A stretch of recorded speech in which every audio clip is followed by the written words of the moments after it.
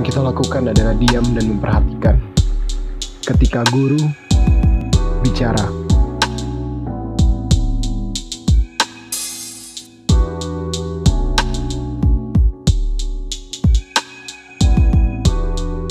koneksi internet menjadi syarat mutlak belajar daring selama pandemi COVID-19. Namun, ketersediaan akses dunia maya ternyata bukan satu-satunya kendala yang dihadapi siswa saat belajar di rumah. Kehadiran seorang pendamping tetap dibutuhkan saat siswa menggali ilmu pengetahuan. Sosok pendidik saat kondisi pandemi diperlukan untuk menjelaskan hal-hal yang tak mampu dijawab oleh perangkat komputer. Saat ini, saya sudah ditemani oleh seorang guru yang luar biasa dari Lombok Tengah, yaitu Bapak Selamat Anwar Sadat, SPDI dari SDN Tambing Kekek, NTB. Halo Pak, Assalamualaikum warahmatullahi wabarakatuh. Salam guru inovatif. Waalaikumsalam warahmatullahi wabarakatuh. Salam guru inovatif. Bagaimana kabarnya Pak Anwar? Alhamdulillah baik dan panas juga Pak. Alhamdulillah, nggak apa-apa Pak. Ini katanya sedang El Nino ya atau apa namanya? Ya Yang El Nino kayaknya. Soalnya di sini saya panas, lihat hujan. cuaca di HP juga sekitar 34 derajat Celcius. Lumayan ekstrim. Nah, Ya, lumayan ekstrim. langsung aja Pak. Tadi saya juga sempat menyinggung soal posisi atau daerah domisili Pak Anwar saat ini, Lombok. Pulau Lombok itu terkenal dengan keindahannya Pak. Pantai, gunung, budaya, kopinya juga enak banget, kopi dari Lombok. Bahkan saat ini juga sudah ada wacana, bukan hanya wacana, tapi udah akan terrealisasi tahun depan ya, yaitu pelaksanaan MotoGP di Lombok Pak. Luar biasa, give applause to Lombok in Indonesia. Namun Pak, jika kita bicara tentang pendidikan, kalau tadi kan budaya, terus juga alamnya, dan juga hasil alamnya, yaitu kopi yang enak banget. Sekarang kita ngomong tentang pendidikan, Pak. Bagaimana sih sebenarnya potret kondisi terbaru pendidikan di Lombok saat ini, terutama sekolah Bapak dulu deh, Pak Anwar. Ya, baik, terima kasih atas waktunya. Jadi kalau kita berbicara masalah pendidikan, nah kita merujuk ke data dulu ya. Sebenarnya kalau melihat data yang dikeluarkan oleh BPS Provinsi NTB, sebenarnya Lombok Tengah itu termasuk daerah yang tergolong rendah dan tidak merata dalam sistem pendidikannya, Pak. Itu menurut data BPS. Karena menurut data BPS, 18,26% itu penduduk Lombok Tengah itu belum bisa membaca dan menulis. Serta 17,12% itu belum pernah mengenyam pendidikan formal. Itu menurut data. Okay. Tapi terlepas dari data tersebut, saya kan sebagai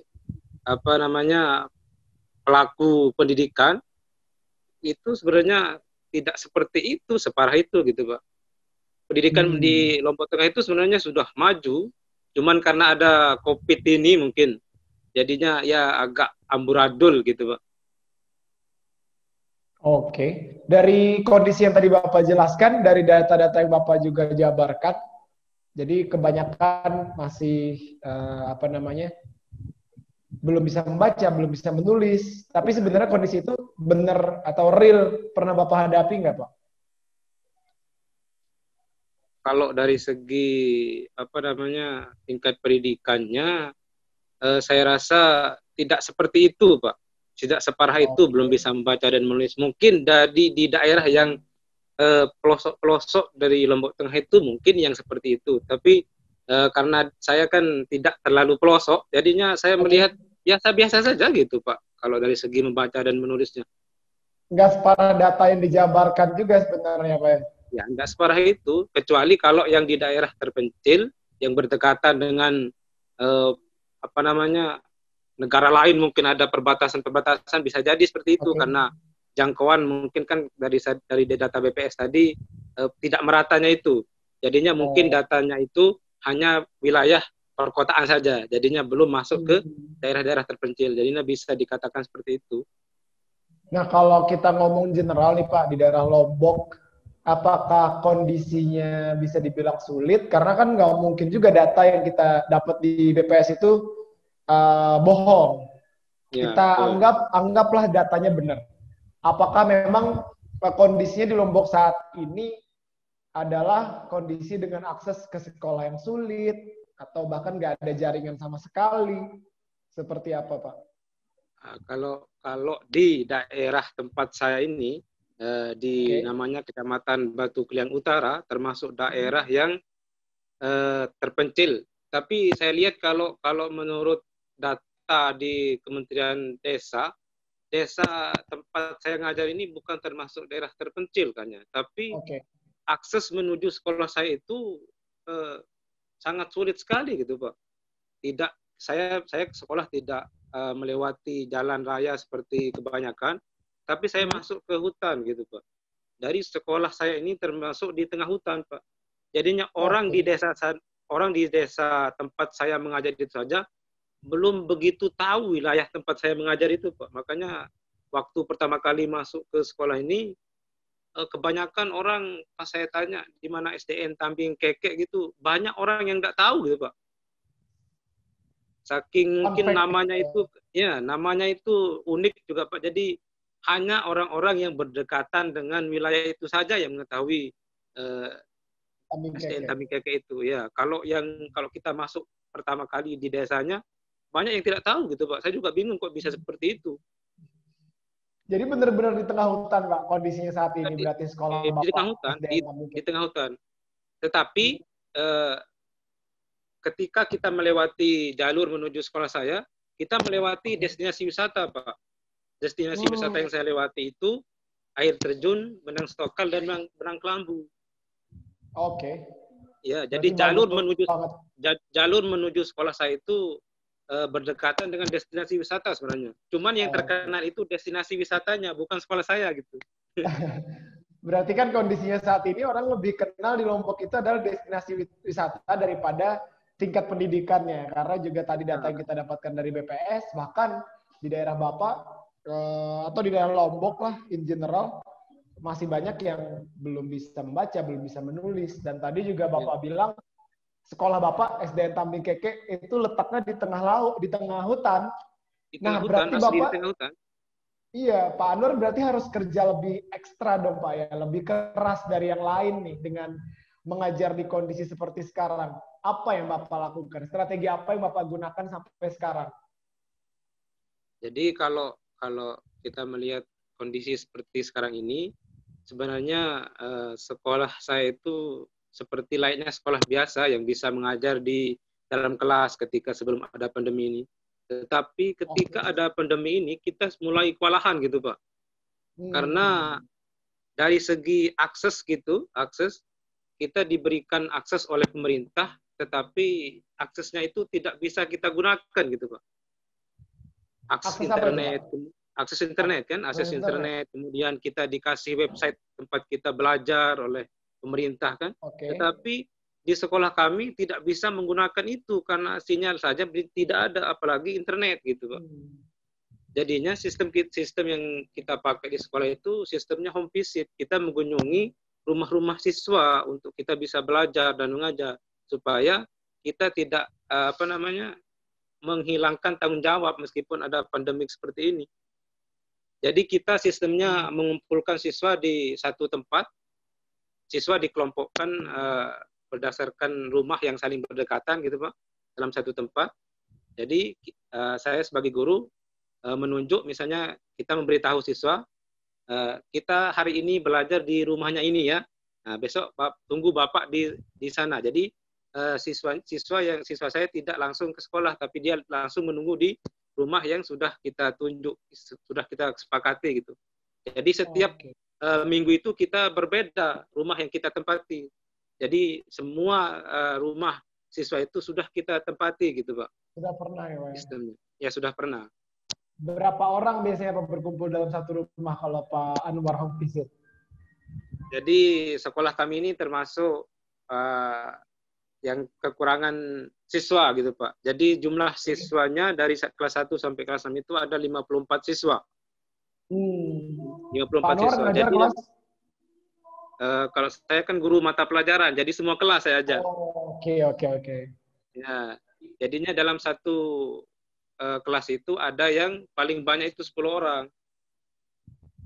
Nah, jadinya di setiap rumah itu ada yang 5, ada yang 7, ada yang 8 gitu, Pak. Oke. Seperti Nah, itu. sekarang kita fokusnya bicara tentang anak SD, Pak, siswa SD. Karena Bapak Siap. tadi ngajar menarik banget. Pak Anwar ngajar semua kelas ya, berarti karena ngajar mata pelajaran. Mereka siswa pasti gampang jenuh ya Pak ya dengan aktivitas yang terulang-ulang, repetisinya setiap hari yang dikerjakan itu-itu aja, apalagi di masa pandemi sekarang. Karena sejatinya bukan hanya siswa, kita yang dewasa pun sudah mulai jenuh, bosen juga dengan aktivitas yang terbatas dan dibatasi. Pengalaman Bapak sendiri Ya, betul. mengatasi kejenuhan siswa tersebut seperti apa Pak? Jadi ini memang kendala yang paling utama yang saya rasakan ketika kita mengajar di rumah. Soalnya konsentrasi siswa itu sangat sulit kalau di rumah. Karena mungkin dilihat oleh orang tuanya, oleh tetangganya, pamannya. Maka itu yang membuat konsentrasi belajarnya itu mudah pecah. Jadinya strategi yang kita gunakan, kita kebanyakan menggunakan ice breaking, Pak. Kita kebanyakan bermain gitu, sistem bermain. Karena menurut Pak Zul, kebetulan kemarin kan saya mengikuti coaching sama Pak Zul. Jadinya kalau siswa SD itu jangan kita hanya menggunakan sistem ceramah, katanya. Jadinya kita harus melibatkan siswa. Karena siswa itu senang mengerjakan, itu kata kuncinya, kata Pak Zul, mengerjakan. Jadinya saya berusaha membuat siswa itu aktif, selalu aktif ketika proses pembelajaran. Jadi metode yang saya gunakan itu adalah dialog interaktif. Jadi tidak melulu saya yang ngomong, tetapi ketika saya menjelaskan langsung saya tanya satu persatu gitu. Jadinya selama pembelajaran itu hampir semua siswa itu sudah aktif, sudah bisa menjawab meskipun ya salah-salah, tapi kan paling tidak konsentrasinya itu tidak buyar gitu, Pak. Oke, tetap terjaga. Jadi sulit, walaupun bisa dibilang cukup sulit ya Pak untuk belajar dan mengajar dengan keadaan yang serba terbatas seperti sekarang. Namun apa tujuan pembelajaran yang kita patok atau yang sudah kita tentukan itu tercapai atau belum? Nah, maka dari itu, Pak, perlu dilakukan yang namanya pemberian tugas dan ujian terkait dengan hal ini. Sistem seperti apa yang Bapak gunakan? Kalau tadi kan lebih ke belajar mengajarnya, dengan dialog, dengan interaksi, dan dengan fokus ke siswa agar mereka lebih aktif. Sekarang kita ngomong soal tugas dan ujian, Pak. Seperti apa? Atau metode apa yang Bapak gunakan sejauh ini? Apakah siswa dan siswi merasa terbebani dengan metode itu atau seperti apa? Jadi kalau masalah tugas, setiap hari mungkin hampir setiap pembelajaran itu saya memberikan tugas gitu Pak. Karena kan setiap hari saya masuk di semua kelas. Tapi kalau saya melihat setelah saya memberikan tugas, kebanyakan dari siswa itu tidak mengerjakan tugas yang diberikan itu Pak. Itu yang menjadi kendala kita. Tidak mengerjakan. Padahal kita sudah mempersiapkan sebagai guru kan. Kita sudah mempersiapkan begitu matang supaya tugas-tugas itu bisa menjadi pengganti dia untuk ke sekolah gitu Pak. Kita berusaha membuat soal-soal supaya tujuan pembelajaran itu tercapai, tetapi yang kita dapatkan justru tugas-tugas itu tidak maksimal dikerjakan. Jadinya saya lebih banyak memberikan tugas dan langsung dijawab di rumah itu Pak ketika proses pembelajaran. Jadi saya tidak memberikan tugas untuk untuk dibawa ke rumah. Karena nanti pas kita tanya gimana tugas yang kemarin, soalnya sudah hilang Pak katanya. Tapi tidak tahu hilang kemana gitu Pak. Itu kendala yang kita. Ya banyak lupanya Pak. Kita lupa Pak, lupa gitu. Kebanyakan lupanya gitu. Jadinya sistemnya itu ketika selesai pembelajaran kita menggunakan waktu ya 5-10 menit lah untuk membuat soal, ya tidak banyak sih, 2-3 soal. Yang penting tujuan pembelajaran yang kita ajarkan pada hari itu bisa tercapai Pak, seperti itu. Halo Pak, silakan Pak, boleh disambung. Baik, koneksi ini. Iya, nggak apa-apa Pak. Iya. Bisa kita maklumi ya. Silakan Pak, dilanjutkan. Siap. Jadi saya ulang dari awal. Jadi sistem penugasan yang kita gunakan itu tidak dibawa oleh siswa ke rumah, tetapi langsung Oke. dikerjakan di rumah tempat kita home visit tersebut. Hmm. Kenapa kita mengambil kebijakan seperti itu? Karena di samping juga tidak dikerjakan oleh siswa, juga dari segi orang tua, Pak. Kebanyakan di sekolah saya siswanya itu kebanyakan hidup bersama kakek dan neneknya, Pak. Bukan bersama orang Oh, tuanya. Jadinya kebanyakan orang tuanya itu pergi merantau menjadi TKI dan TKW ke luar negeri gitu, Pak. Untuk oke. membiayai dia sekolah. Jadinya kebanyakan yang di rumah itu ada yang bersama kakeknya, ada yang bersama neneknya. Jadi sulit kita mengontrol apakah dia bisa mengerjakan atau tidak. Karena kan yang namanya nenek dan kakek itu kan belum mengerti yang masalah tugas-tugas itu kan. Dari segi Lumayan Pak ya, sepuh pendidikannya ya. juga, Pak. Pendidikannya juga sangat sangat terbelakang gitu dari segi pendidikannya. Oke. Jadinya kalau kita memberikan tugas kemudian dikerjakan di rumah, lalu siapa yang akan membantu dia mengerjakan tugas tersebut? Yang akan Hmm. membimbing gitu. Tujuan kita memberikan tugas di rumah kan supaya dibimbing oleh orang tua sebagai pengganti Betul, guru. betul. Tetapi kan kalau orang tuanya tidak ada kan kita sebagai guru juga percuma gitu. Kita memberikan tugas banyak-banyak untuk dibawa ke rumah. Lebih baik sedikit tapi bisa selesai di sekolah di rumah dia ketika kita home visit gitu. Jadi Oke. seperti itu, Pak. Berarti akan lebih efektif memang untuk melakukan penugasan atau assessment kepada siswa secara langsung ya Pak ya, tanpa Secara langsung, dibawa. Pak. Oke. Secara Nah, langsung. Tapi respon. khusus di sekolah saya, Pak. Mungkin tidak tahu kalau di sekolah lain mungkin Oh, saya lihat oke. banyak juga. Kalau di rumah saya, Pak, di rumah saya sistemnya itu dia bawa tugasnya ke rumah, saya lihat, Pak. Oh, Kebetulan ya. ada keponakan saya juga Sekolah di masih tempat lain ya. SD, Hmm. banyak sekali tugasnya yang diberikan di rumah, Pak. Satu paket itu full dia disuruh menjawab oleh gurunya. Oh, oke. Satu paket kurikulum 2013 itu semua pertanyaan yang ada di buku paket itu disuruh dijawab oleh gurunya. Tapi kan kita bisa Hmm. membimbing sebagai paman, sebagai orang tua kan. Tapi itu kan tidak jadi Betul, masalah betul, kalau betul. kita bisa ada yang membimbing gitu. Tapi kalau di tempat saya ngajar itu tidak ada yang membimbing. Seperti itu. Oke, berarti bisa disimpulkan bahwa di daerah Bapak, satu kabupaten nih, Ya, beda satu sekolah, kabupaten. beda kebijakan juga Pak ya, beda Ya rules ya. beda. Tergantung kondisi ekonomi, kondisi pendidikan orang tuanya gitu, Pak. Jadi kita tidak bisa Oke. memaksakan untuk memberikan tugas banyak-banyak ke siswa tapi tidak dikerjakan dan tidak ada yang membimbing juga seperti itu, Pak. Dan malah akan membebani jatuhnya Pak ya. Iya, jadinya akan membebani. Makanya siswa Betul. ketika masuk ke sekolah, mana tugas yang kemarin jadinya tidak bisa, Pak. Saya lupa apa gitu, hilang soalnya apa gitu tugasnya hilang kan kita jadinya aduh mau marah juga. Ya namanya Nggak juga bisa, anak-anak kan. susah. Iya, Masa betul. kita mau suruh lari ke lapangan kan kan nanti kita yang dimarahin. Orang lagi Iya. pandemi kita menghukum di lapangan pakai hormat mungkin kan. Mungkin kalau enggak pandemi bisa seperti itu, Pak. Kita suruh hormat Bisa. mungkin kan. Nah, kalau respon dari dinas terkait atau dari lembaga-lembaga yang ada di Lombok dengan diberlakukannya sistem home visit di sekolah Bapak, ada respon nggak Pak? Ada respon yang pernah Bapak dapat nggak? Kalau Setuju dari atau enggak, segi atau protes seperti apa? ya kalau dari segi dinasnya ya kita sering dikunjungi oleh pengawas gitu, Pak, untuk memberikan Oke. apa semacam nasihat atau bimbingan gitu, Pak, Tunjangan. sebagai guru. Betul. Nah, sebagai guru, jadi itu mungkin bentuk respon dari pemerintah. Jadi kita tidak dibebani juga sebagai guru, Pak. Harus mana Betul. tugasnya, mana tidak dibebani seperti itu. Karena kita juga, dia juga tahu gitu kondisi sekolah ketika pandemi ini dari segi apa namanya jadwalnya juga tidak seperti biasa teratur gitu, Pak.